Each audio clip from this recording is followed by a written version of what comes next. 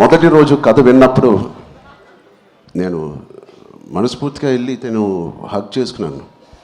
But ఇది ఎంత risk అయినా కదా అని నాకు తర్వాత తెలిసింది. ఇది ఎట్టైనా పోవచ్చు, బట్ ఆడియన్స్ని ఆడియన్స్ రియాక్షన్ చూస్తామంటే, వాళ్ళు రిసీవ్ చేసుకున్న విధానం చూస్తామంటే, మనస్ఫూర్తిగా ఎవడైనా ఏదైనా పని చేస్తే, కష్టపడి మనస్ఫూర్తిగా స్వచ్ఛమైన మనసుతో పని చేస్తే, అది రేజర్ ఎడ్జ్ కాదు, అది పక్క కమర్షియల్ సేఫ్ జోన్ సినిమా కాదు, ఏదే కాదు, ఏదైనా ఖచ్చితంగా హిట్ అవ్వాల్సిందే. అలాంటి హిట్ మాకు ఇచ్చి నిరూపించినందుకు మా ఎఫర్ట్ అందరికీ.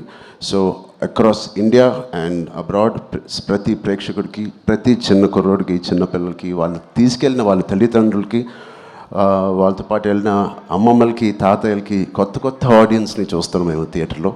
వాళ్ళందరికీ ఇది బయటకు వచ్చి చూడాలనిపించే అలాగా కలిగించినందుకు మా సినిమా, వాళ్ళందరికీ కూడా నేను చాలా హెవీ హార్ట్తో థ్యాంక్ యూ చెప్తున్నానండి. చాలా చాలా థ్యాంక్ యూ సో మచ్.